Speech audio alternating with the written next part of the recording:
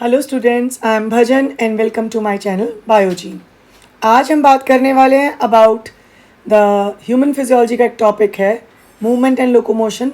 उसके अंदर एक सब टॉपिक है that is the skeletal joints. So I am going to talk about them.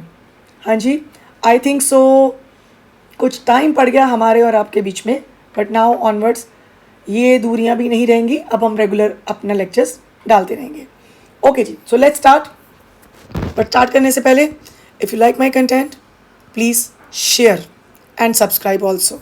Fine, बाकी बातें हम बाद में करेंगे। तो जॉइंट्स के बारे में बात कर रहे हैं उसी मोटो के साथ, NCERT बेस्ड गाइड एंड जो हमारे प्रीवियस ईयर के क्वेश्चंस हैं वो हमारे डायरेक्शन गाइड। तो let's start with this. So joints are essential for all type of movements involving the bony parts of the body. तो जब हम joints की बात करते हैं, so joints they are essential for the body movements. होते क्या हैं joints? So joints are the points of contact between the bones and helping in the movements. तो जो joints हैं वो हमारी movements करवाने में help कर रहे हैं। ओके, joints खाली bones के बीच में नहीं हो सकते, bone और cartilage के भी बीच में भी joint होता है। So point of contact between bone and helping in the movement. Joints can also be the point of contact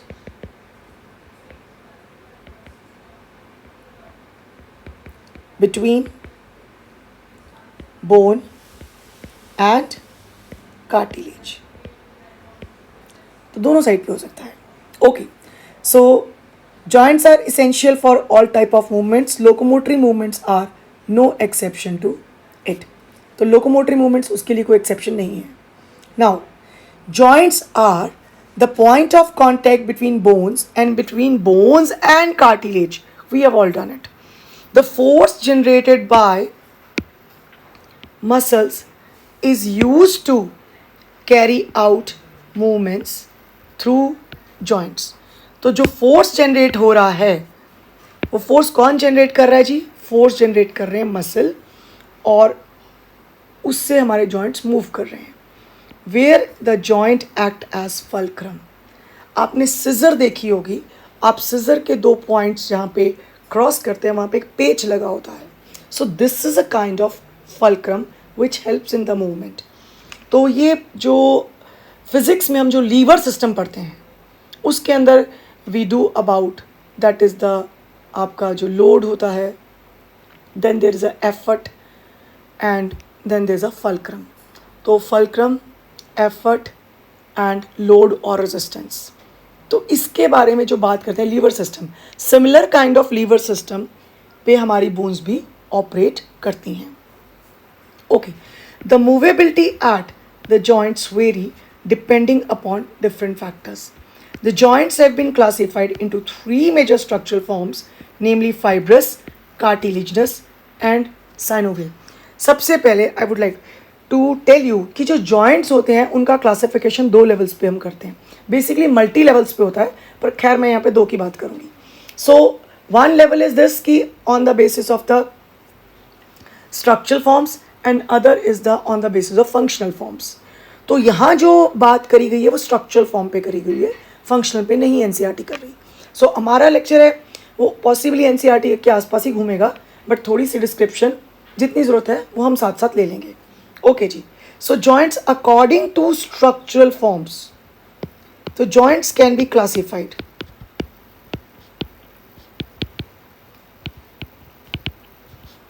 on the basis of number one structural forms and second is the functional forms.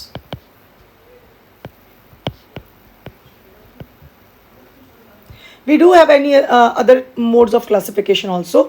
तो structural form में हम तीन तरह के joints की बात करेंगे। यहाँ पे हम बात करेंगे, ये देखिए we have three types of joints. One is the cartilaginous, second is the fibrous, and third is the synovial.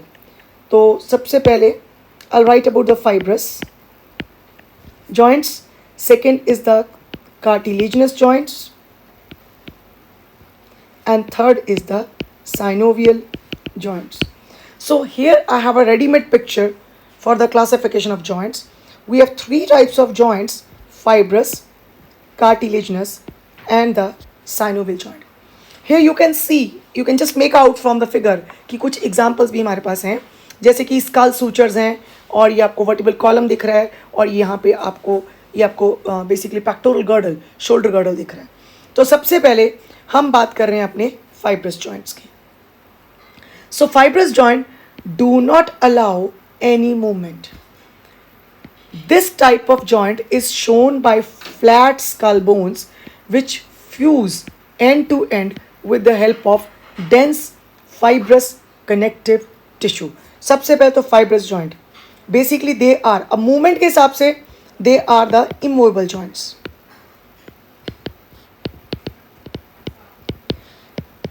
तो मूवमेंट के हिसाब से इमूवेबल जॉइंट है, स्ट्रक्चर के हिसाब से भी call them as a fibrous joints. They are also called as, हम इनको एक और नाम भी देते हैं, they are also called as synarthrosis. Synarthrosis. अब दे आर इमूवेबल जॉइंट्स, किससे कनेक्ट हैं? No, do not allow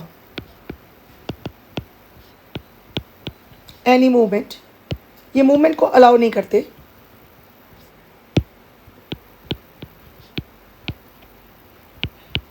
any movements, fine. And then ये किस तरह से कनेक्टेड हैं?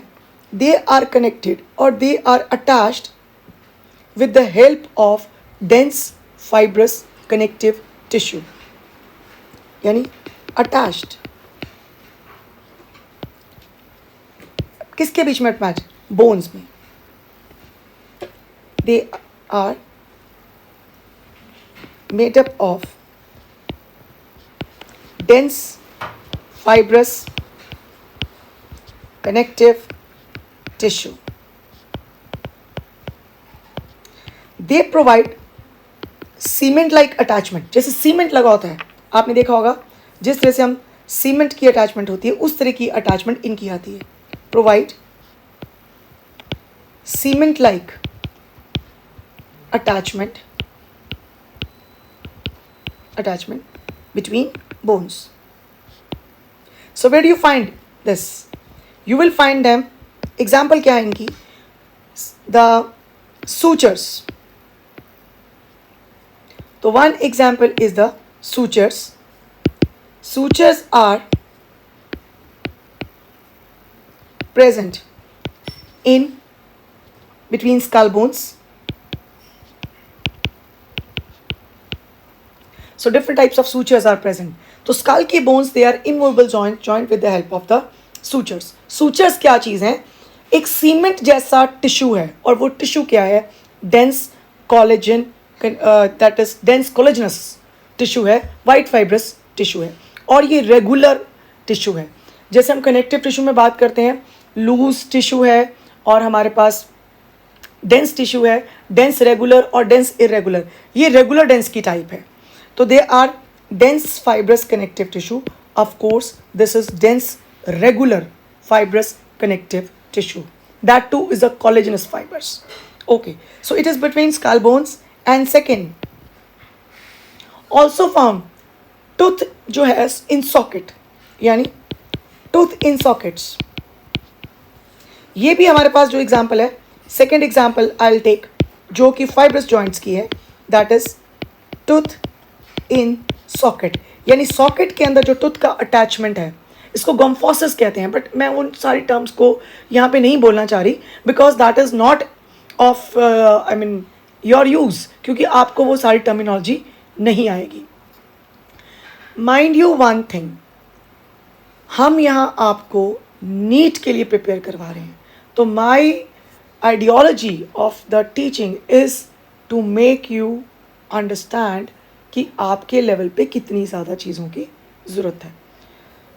सेकेंड, हमारे पास आ जाएंगे यहाँ पे। और एक तीसरी एग्जांपल भी जो हम ले सकते हैं, हमारा जो कॉक्सल बोन यानी हिप बोन होती है, उसके अंदर 3 बोन्स होती हैं, ilium, ischium and pubis. They are also joint with the help of these sutures. So that is the joint between ilium, ischium and pubis। तो ये भी हमारे फाइब्रस जॉइंट्स हैं। तो फाइब्रस जॉइंट क्या हो गया, फटाफट बात करें। फाइब्रस क्यों बोला गया, क्योंकि उनके अंदर फाइब्रस टिश्यू है। Number 2, function wise we call them as a immovable joints, क्योंकि उनके अंदर मूवमेंट बिल्कुल ही नहीं है। That is why they are called as synarthrosis. Syn means fused.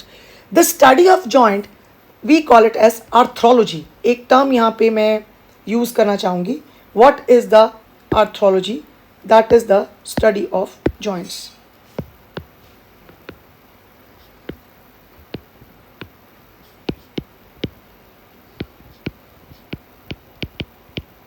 Okay, so ये हो गया हमारे fibrous joints.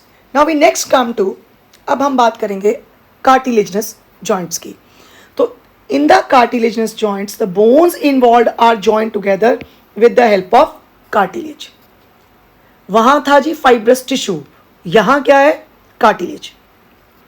The joint between adjacent vertebrae in the vertebral column is of this pattern and it permits limited movements. तो जरा आ जाए यहाँ पे। So what are cartilaginous joints? So आपके पास कार्टिलेजनस जॉइंट्स हैं यहाँ पे। नाउ कार्टिलेजनस जॉइंट्स एज पर मूवमेंट्स की बात करें तो दे परमिट स्लाइट मूवमेंट्स। तो इनकी जो मूवमेंट्स हैं वो थोड़ी स्लाइट मूवमेंट्स रहती हैं। Okay, so we also call them as the amphiarthrosis भी कहते हैं इसके लिए word. Then what else? As far as they permit slight movements, another term we use for them is amphiarthrosis. Then they are between, example क्या है हमारे पास, between adjacent vertebra of vertebral column। यहाँ पे मैं 2 एग्जाम्पल्स आपकी बात करूंगी। अच्छा, कंटेन क्या कर रहे हैं? Why we are calling them as a cartilaginous joints? Because they contain cartilage। कौन सा cartilage? Fibrous cartilage। एंड अगर और ज़्यादा स्पेसिफाई करना है तो ये white fibrous cartilage है। So they contain white fibrous cartilage permitting you slight movements। We have a typical examples.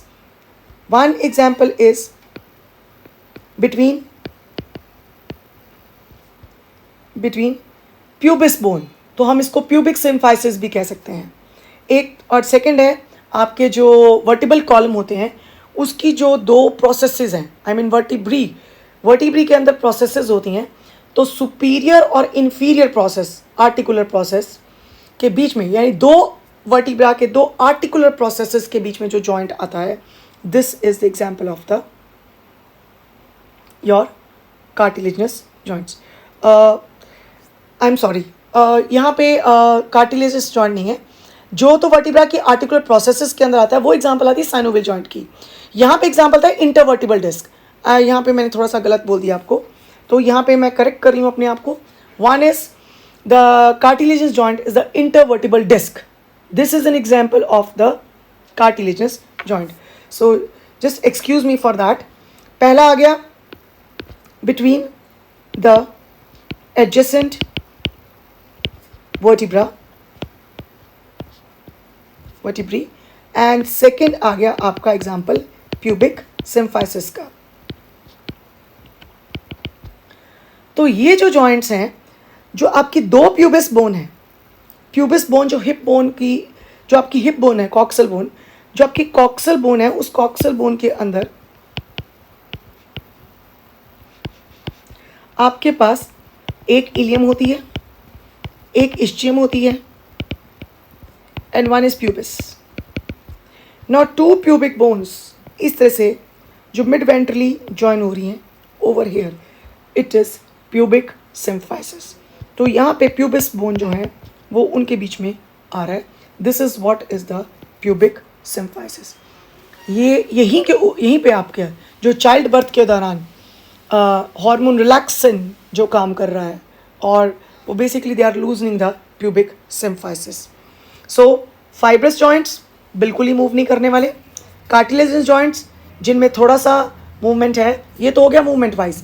Fibrous के बीच में डेंस वाइट फाइब्रस टिश्यू, इसके बीच में white cartilage, white fibrous cartilage present. ये कार्टिलेज है, वो टिश्यू है. तो प्लीज़ यहाँ पे आपको अच्छे से ये बात अंडरस्टैंड करनी है कि कैसे इसको हमने लर्न करना है. And third, we now come to the synovial joint. ये हमारे सबसे ही अच्छे वाले जॉइंट्स हैं. सो आप ये भी कह सकते हैं synovial joints they allow considerable movements.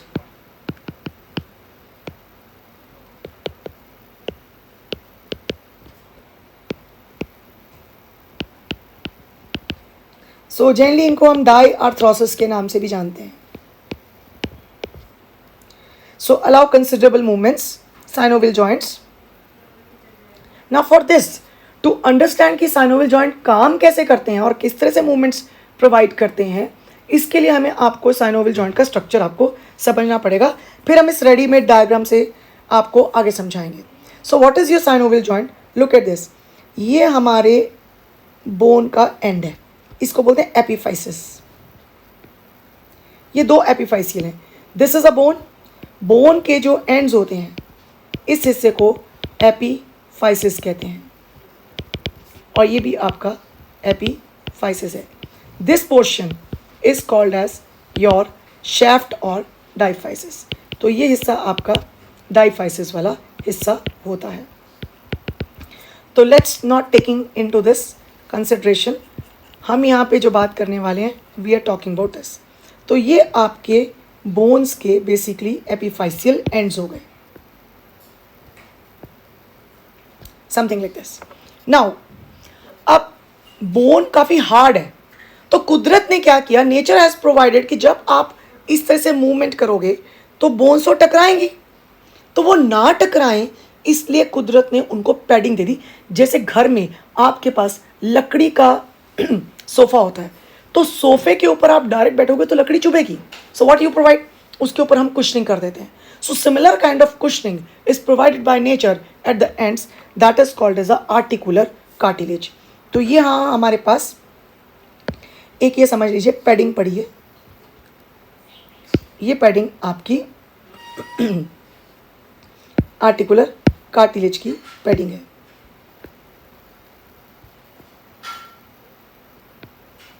इस तरह से. So this is your articular cartilage and इसकी जो कैटेगरी है उसको हम हाईलाइन कार्टिलेज कहते हैं. बेसिकली कार्टिलेज ये हमारे कमिंग लेक्चर्स में when I will talk about the structure of bone and cartilage there I will discuss in detail. अभी इतना बात करती हूँ. 3 तरह के कार्टिलेज होते हैं, यहाँ पे हम बात कर लेते हैं. कार्टिलेज में जो सबसे क्लियर एंड ट्रांसपेरेंट सा कार्टिलेज है जिसमें सबसे कम फाइबर्स हैं और मैट्रिक्स ज़्यादा है, वो हाईलाइन है. सेकंड इज द आपका white fibrous cartilage and third is your yellow fibrous cartilage. जो येलो फाइब्रस कार्टिलेज होगा उसमें वो रिच होगा इलास्टिन फाइबर्स में. जो वाइट फाइब्रस होगा वो रिच होगा इन कोलेजन. ऐसा ही अभी हम पढ़ के हटे हैं कि जो वाइट फाइब्रस कार्टिलेजिनस जॉइंट, हमने 2 एग्जाम्पल पढ़ी, pubic symphysis and intervertebral disc. And तीसरा जो है hyaline, this a kind of bluish pinkish सा ट्रांसपेरेंट सा कार्टिलेज है. ये ऑलमोस्ट आपका जो कार्टिलेज है वो बेसिकली ब्लूइश पिंक सा कार्टिलेज होता है, पिंकिश. ये मोर मैट्रिक्स के साथ है और लेस फाइबर्स के साथ है. Details we will do later on, but क्योंकि यहाँ पे टर्म आ रही है so I need to explain that thing also. तो ये आपका जो कार्टिलेज है, this is your articular cartilage. तो क्वेश्चन आ सकता है जी, आर्टिकुलर कार्टिलेज का टाइप क्या होता है, या what is articular cartilage? Articular cartilage is present at the ends of the bone covering the epiphyseal plate. Second, this articular cartilage का जो nature है, this is hyaline cartilage, hyaline in nature. तो ये articular cartilage हो गया आपका, and यहाँ पे here is a membrane.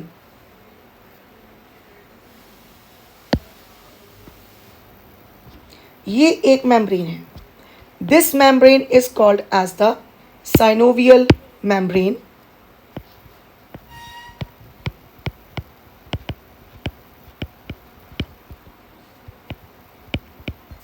This is your synovial membrane.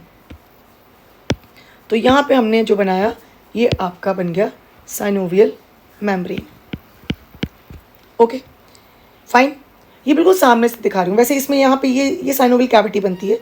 Synovial membrane secretes synovial fluid. ये, this is synovial fluid. What is the function of the synovial fluid? Synovial fluid का function है, it helps in provide lubrication.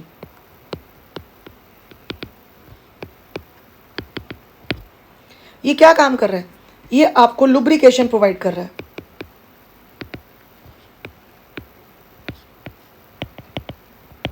And one of the major component of this is the hyaluronic acid. Hyaluronic acid helps in formation of synovial fluid. इसी वजह से आजकल जब घुटने जो उन लोगों के कहते हैं जी कार्टिलेज डिजेनरेट हो गया, ऑस्टियोआर्थराइटिस का प्रॉब्लम हो गया, उस केस में रिस्टोरेशन के लिए ये हाइलुरोनिक एसिड वाली जो आपकी कंपोजिशंस वाली ड्रग्स हैं वो दी जाती हैं. ओके, सो यहाँ पे ये हो गया हमारा साइनोवियल मेम्ब्रेन, साइनोवियल फ्लूइड. काम क्या है? लुब्रिकेशन.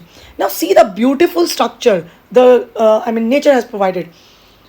एक लकड़ी के दो रॉड्स जैसे या लकड़ी के दो प्लैंक्स जैसे बोन्स, उनके ऊपर पैडिंग.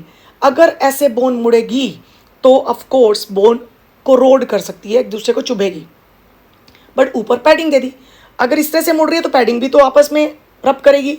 उस पैडिंग को बचाने के लिए कुदरत ने एक विस्कस फ्लूइड दे दिया. जैसे साइकिल में ग्रीस काम करती है, इस तरह से ये साइनोवियल फ्लूइड उस ग्रीस की तरह काम कर रहा है. कॉमन लैंग्वेज में आपने सुना होगा लोगों को कहते हुए, मेरे घुटने की ग्रीस खत्म होगी, दैट मीन्स या कम होगी, मीन्स साइनोवियल फ्लूइड आपका कम हो गया. अब यहीं से आपको समझ आना चाहिए, अगर साइनोवियल फ्लूइड कम हुआ तो जब हम जॉइंट्स का मूवमेंट कर रहे हैं तो क्या होगा? आपस में पैड्स टकराएंगे, बिकॉज वो ग्रीजिंग लुब्रिकेशन नहीं हो रही, तो उनमें चांसेस होंगे करोड़ होने का. This is what osteoarthritis is. और अगर ये साइनोवियल फ्लूइड ज़्यादा हो गया तो फिर क्या करेगा? अगेन वो पैड्स के ऊपर प्रेस करेगा. जैसे किसी चीज़ के अंदर पानी भरा और पानी ज़्यादा हो जाए तो जो भी आसपास नर्व्स वगैरह हैं उनको प्रेस करेगा. That is a rheumatoid arthritis. Exactly, जो एक ऑटोइम्यून डिजीज है उसमें साइनोवियल मेम्ब्रेन इन्फ्लेम कर गई. इन्फ्लेम क्यों कर गई? क्योंकि बॉडी में एंटीबॉडीज बन गई. सो आई एम जस्ट थोड़ा सा इधर चली गई टू जस्ट एक्सप्लेन कि भी डिजीज़ को हम किस तरह से लर्न कर सकते हैं.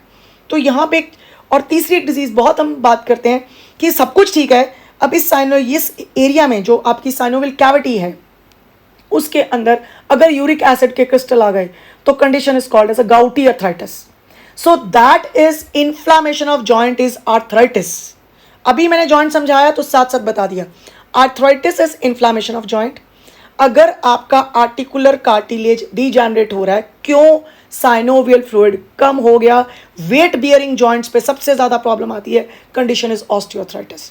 अगर साइनोवियल मेम्ब्रेन इन्फ्लेम कर गई तो नेचुरली जब जॉइंट मूव करेंगे, ज़्यादा पानी है तो प्रेशर ज़्यादा बढ़ जाएगा, आसपास की नर्व्स और टिश्यू प्रेस होगा, पेनफुल कंडीशंस हैं.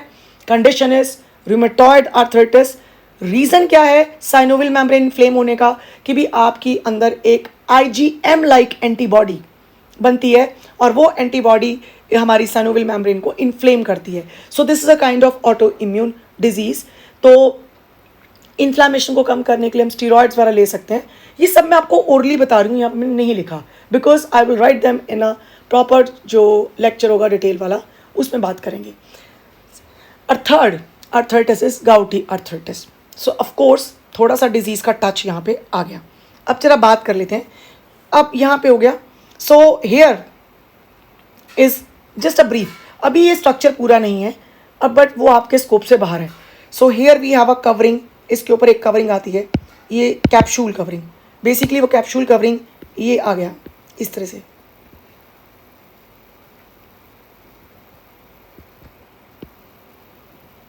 ये this is called as a capsule. फिर इसके बाद मसल्स भी पड़े हैं, लिगामेंट्स भी पड़े हैं, टेंडन्स भी पड़े हैं, वो सारी चीज़ें पड़ी हुई हैं. सो हम उतनी डिटेल में नहीं जा रहे, हम बेसिक स्ट्रक्चर यहाँ पे बात करेंगे. Now this is synovial joint. Now they allow considerable movement because of the synovial cavity containing synovial fluid. और बीच में गैप है यहाँ पे, तो गैप की वजह से वो आराम से मूवमेंट हो सकती है. ओके जी. How many types of the synovial joints are there? Again यहाँ क्लासिफिकेशन फिर बहुत डिफरेंट तरीके की है. ये डिपेंड करता है किस तरह के मूवमेंट प्लेन है. We can have a multi axial movements, मतलब मल्टी एक्सेस में मूव कर रही है.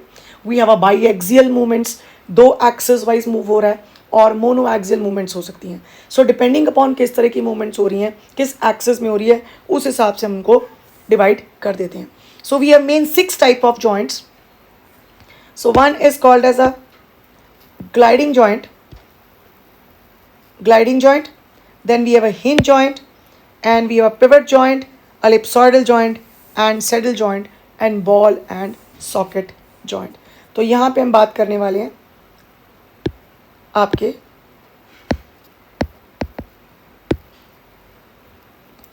Synovial joints. तो साइनोवियल जॉइंट्स में सबसे पहले सबसे ज़्यादा जो मैक्सिमम मूवमेंट होती है, this is ball and socket joint. Multi axial movements. What is this? अब जैसे ये इफ जैसे अब सपोज एग्जांपल है rotator, rotation, abduction, adduction, abduction दूर जाना, अडक्शन पास आना, फ्लेक्शन बेंडिंग, एक्सटेंशन एक्सटेंड करना, ये सारी मूवमेंट्स जो हैं वो बॉल एंड सॉकेट कर लेता है. बेसिकली क्या, बॉल एंड सॉकेट, जो बोन है, बोन का जो हेड है वो एक बॉल की तरह है और वो ऐसे सॉकेट में फिक्स हो रहा है और इस तरह से. वैसे यहाँ पे बड़ी क्लासिकल और बड़ी फनी एग्जांपल मैं समझाती हूँ. बचपन में आपने बारबी की डॉल्स के साथ या स्पाइडरमैन की फिगर्स के साथ खेला होगा, खासकर आपने उनके वो हाथ पैर भी निकाले होंगे. बहुत ही क्लासिकल एग्जांपल दिखती है बारबी के लिम्स में, जब उसकी बाजू निकालो बड़ा सुंदर बॉल एंड सॉकेट जॉइंट नज़र आता है, बिकॉज आपने देखा होगा पूरी घूम जाती थी उनके लिम्स. तो बॉल एंड सॉकेट जॉइंट की एक बोन जो है उसमें इस तरह से सॉकेट है और दूसरे बोन का जो आपके पास उसका हेड है वो एक बॉल की तरह उसके अंदर आ रहा है. सो कहाँ मिलते हैं ये एग्जाम्पल? ये आपका है head of humerus, head of humerus fitting into glenoid cavity of your pectoral girdle. पहला तो वो याद करना, ऐसे याद करो shoulder joint. But shoulder joint में being a biology student you should know कि एक्चुअली शोल्डर जॉइंट में है क्या है. एंड इसी तरह से हिप जॉइंट याद कर लो. अब हिप जॉइंट अगर याद कर लिया तो हिप जॉइंट में तो बड़े सारे जॉइंट हैं, तो वहाँ पे दूसरी एग्जांपल हमारे पास क्या होगी? That is head of femur fitting into acetabulum in coxal bone. तो दो एग्जांपल हमारी बॉल एंड सॉकेट जॉइंट की है. सबसे ज़्यादा free movements, all directional movements आप जिनको बोल सकते हैं. तो आप ये देख लीजिए. तो यहाँ पे ये देखिए, this is a typical example of the ball and socket. Can you see, this is socket और ये पड़ा जी आपका ball. Here we have example, ये देख सकते हैं स्कैपुला और ह्यूमरस में ये पड़ी जी glenoid cavity. This is glenoid cavity. ये आप जॉइंट यहाँ पे देख पा रहे हैं. Okay, second type of joint थोड़ी कम मूवमेंट के साथ, सेट बॉल एंड सॉकेट का ही वो रूप जिसमें थोड़ी कम मूवमेंट है. बेसिकली उसमें रोटेशन नहीं होती. अडक्शन, अबडक्शन, फ्लेक्शन, एक्सटेंशन, ये मूवमेंट्स उसके अंदर आ रही हैं. That is the saddle joint. That is saddle joint. आप देख सकते हैं सैडल जॉइंट में, हाँ जी, यू कैन सी, ये देखिए आप, ये जो मैं मूवमेंट कर रही हूँ आप ये देख पा रहे हैं कि बेसिकली ये मूवमेंट यहाँ से आ रही है, इस जगह से। तो ये जो है saddle joint, example is the thumb joint, thumb joint. तो आप ये भी कह सकते हैं carpals and metacarpals of first phalanges, इसके बीच में है ये थंब जॉइंट, और हम कह सकते हैं carpals and metacarpals of first phalanges. ये देखिए, this is an example of the saddle joint, can you see, this is a saddle joint. आप देखिए किस तरह से ये फिक्सेशन हुई पड़ी है, जैसे एक फ्लैट बोन है, ये पूरा कर्व है, इस तरह से उसके ऊपर फिक्सेशन हो गई। तो इस तरह से ये आराम से हो सकती है मूवमेंट्स। देन थर्ड जॉइंट, उसी का थोड़ा कम और कम वाला रूप, इसमें भी रोटेशन पॉसिबल नहीं होती, सो लाइक प्रॉपर रोटेशन नहीं है आपके पास, दैट इज एलिप्सॉइडल जॉइंट और angular joint. Can you see, if अगर हम ये फिंगर्स में ये मूवमेंट देखते हैं, ये देखिए ये मूवमेंट, आप ये मूवमेंट देख सकते हैं और आप ये मूवमेंट देख सकते हैं। तो ऑफ कोर्स ये मूवमेंट बहुत ही ज़्यादा जो है वो फ्री है, ये मूवमेंट थोड़ी कम फ्री है उससे ज़्यादा। So third type of joint I will talk here about the ellipsoidal joint.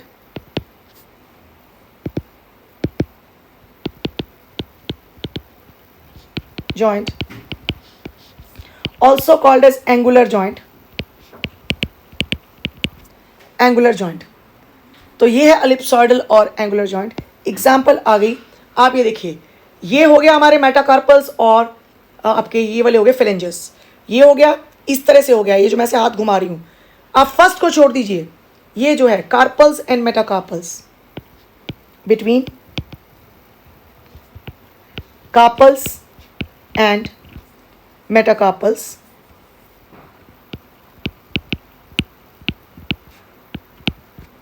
Okay और हमारे पास हो गए आपके मेटाकार्पल्स, और हमारे पास हो गए between metacarpals and phalanges, accept first phalanx।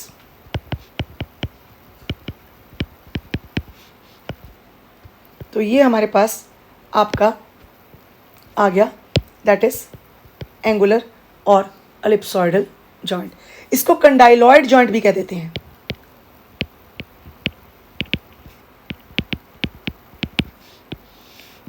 And then ये तो अब तक जो हम बात कर रहे थे all are multi axial movements के साथ थी, ठीक है। अब हम बात करेंगे जिसमें प्लानर टाइप ऑफ जॉइंट्स होती हैं, मतलब आप जैसे एलिप्सॉइडल जॉइंट है कि भी एक बोन है, उसका भी एंड जो है वो ओवल है, और उसका जो ऊपर जिसमें वो अटैच हो रही है सॉकेट टाइप, वो भी आपका ओवल है। Way you find this kind of, there you find this kind of the ellipsoidal joint. तो ये देख लीजिए, एक एग्जाम्पल हमारे पास एलिप्सॉइडल जॉइंट की है, you can see. Then we have a example of the planar joints, मतलब प्लेन वाइज ग्लाइड ही कर रहा है एक दूसरे के ऊपर, this is a gliding joint. ये तो ग्लाइडिंग जॉइंट की एग्जाम्पल हम ले रहे हैं। Next is gliding joint,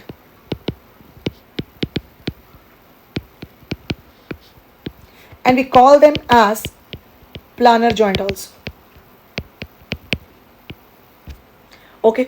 so this is, ये जो कार्पल्स की बोन्स हैं हमारी, जो कार्पल्स की 4 carpals here and 4 carpals here, इनके बीच में आपस में जो एक तरह का ग्लाइडिंग करते हैं एक दूसरे के ऊपर, तो this example of the gliding joints. So between bones of carpals,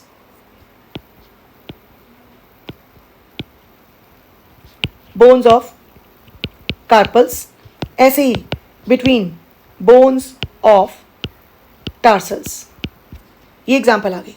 so gliding joint के बाद next we come to pivot joint. Common language में समझाऊं तो एक बोन के अंदर ऐसे गैप है, होल सा बन गया, उसके बीच में दूसरी बोन आपकी फिक्स होगी, समथिंग लाइक दिस। इस तरह से होल है और दूसरा बोन जो है वो इस तरह से फिक्स है, and so that is why sideways movements आप बोल सकते हो। इस तरह से जो हम ये कर रहे हैं movements, that is an example of the pivot joint. Pivot joint जो है, this is between atlas and axis, यानी आपकी फर्स्ट वर्टिब्रा और आपका सेकेंड वर्टिब्रा।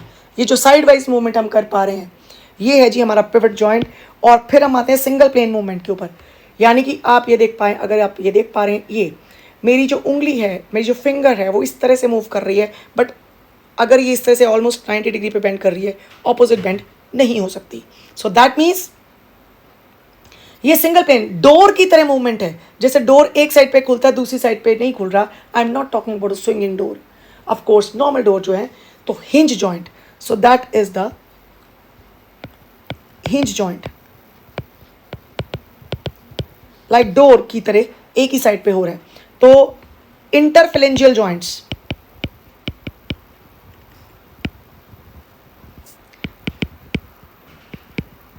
उंगलियों के बीच में जो आपके फिलेंजेस हैं उनके बीच का जो जॉइंट है वो है। फिर आप अपनी एल्बो मूव कर रहे हैं, फ्लेक्शन हो सकती है, ठीक है। तो आप अपनी एल्बो मूव कर रहे हैं, ऐसे अपने हाथ को अपने कंधे पे जब आप अपने हाथ से टच कर रहे हैं तो आपकी बाजू मुड़ गई, सो फ्लेक्शन हो गई। सो दिस इज बिटवीन, आप इसको एल्बो जॉइंट के नाम से भी याद कर सकते हो, और अगर आपको याद करना है तो आप इसको between humerus and radio ulna, between humerus and radio ulna, ये करके भी याद कर सकते हैं, ठीक है। तो this is the example of a hinge joint. अब जरा फटाफट कर लें। हाँ जी, सिंगल प्लेन की बात, सिंगल मूवमेंट की बात करें, एक ही साइड पे हो रही है हिंज। जो दो तरह से मूवमेंट आ रही हैं, प्लानर मूवमेंट्स आ रही हैं तो ग्लाइडिंग हो गया। तो ग्लाइडिंग जॉइंट्स आपको कहाँ मिल रही हैं? यहाँ एक मैंने जहाँ पीछे गलती करी थी, अपनी ही गलती को हाईलाइट कर रही हूँ, वो थी that is between articular processes of the vertebra, वो ग्लाइडिंग जॉइंट की एग्जाम्पल है।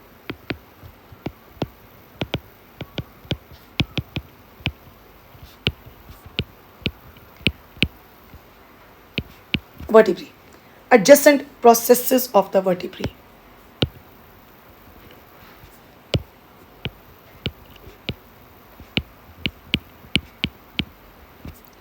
ओके जी, यहाँ पे बच्चे मैं थोड़ा सा एक डायग्रामेटिक रिप्रेजेंटेशन में ही आपको ये डिस्कस करना चाहूँगी।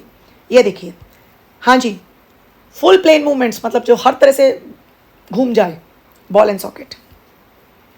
Then we have saddle joint, ball and socket का ही वो रूप जिसमें थोड़ी कम मूवमेंट है, पर है उसमें basically flexion, extension, abduction, reduction, ये मूवमेंट्स होती हैं। रोटेशन मूवमेंट्स उतनी नहीं होती, मतलब नहीं होती हैं। एलिप्सोइडल थोड़ी और कम मूवमेंट आ गई। फिर आ गया पिवट जॉइंट, साइडवेज मूवमेंट। फिर हमारे पास आ गया ग्लाइडिंग जॉइंट, ऐसे ग्लाइड कर रहे हैं। और लास्ट में हमारे पास एक ही साइड पे फ्लैक्शन हो रही है, दैट इज फ्लैक्शन एक्सटेंशन के लिए जो बात कर हो रही है, दैट इज हिंज जॉइंट।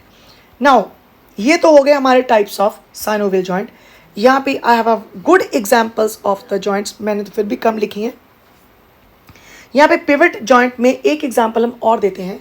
अगर मेरी फिंगर, आपको ये आर्म कैमरे में क्लियर दिख रही है, तो जब हम अपनी इस तरह से हाथ को ऐसे साइड मूवमेंट्स कर रहे हैं तो ये मूवमेंट्स यहाँ से आती हैं, रेडियस और अल्ना के बीच में।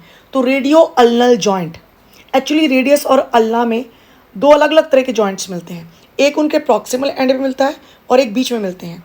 तो इसलिए फिर I don't want to confuse you, हम एक यहाँ पे एक एग्जांपल में और लिखना चाहूँगी पिवट में, बिटवीन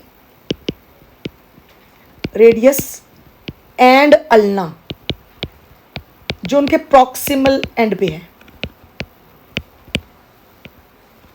टुवर्ड्स प्रॉक्सिमल एंड्स।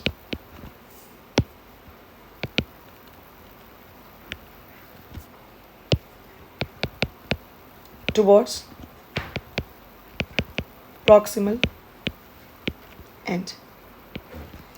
तो यहाँ पे भी आपको जो जॉइंट मिलता है वो पिवट मिलता है। सो बेसिकली पिवट क्या कर रहा है? Pivot is responsible for the sideways movements.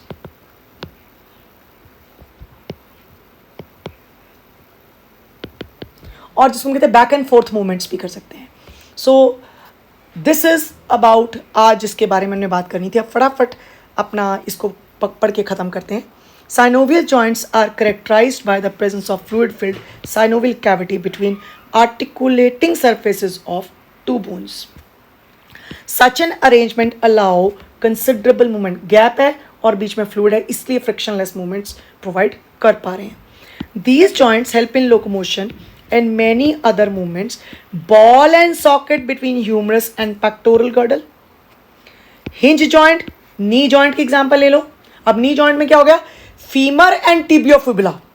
ऐसी चीज में elbow, humerus and radio ulna, मतलब कि upper arm and forearm के बीच में जो जॉइंट हो गया। और हम कह रहे हैं bone of upper leg and foreleg है जो उसके बीच का। Then pivot joint between atlas and axis, gliding joint between the carpal bones and saddle joint between the carpals and the metacarpals of the thumbs are some example. NCERT इसमें कंडाइलर joint की बात नहीं कर रही है, वो मैंने आपको साथ साथ लिख दिया। तो बॉल एंड सॉकेट हो गया नंबर 1, फिर हिंज हो गया, फिर हमने बात कर ली आपकी सेडल जॉइंट की, और फिर ग्लाइडिंग जॉइंट की भी एग्जाम्पल बात करी है। So we have these types of the joints, fibrous, cartilaginous, synovial. I hope कि आपको अगर मेरा पढ़ाया समझ आ रहा है तो इतनी ही एक्सपेक्टेशन है। Please like it, share and subscribe the channel. Thank you very much. Stay safe. चलते चलते बात कर लेते हैं। हमने बात करी जॉइंट्स क्या हैं, हमने बात करी आर्थरोलॉजी क्या होती है, हमने बात की स्ट्रक्चरल बेसिस पे हम जॉइंट्स को 3 तरीके से बांट सकते हैं। ऑफ कोर्स फंक्शनल बेसिस पे भी बांटते हैं। And then we have a fibrous, cartilaginous and the synovial joints. That's all for today. Thank you very much, and stay safe.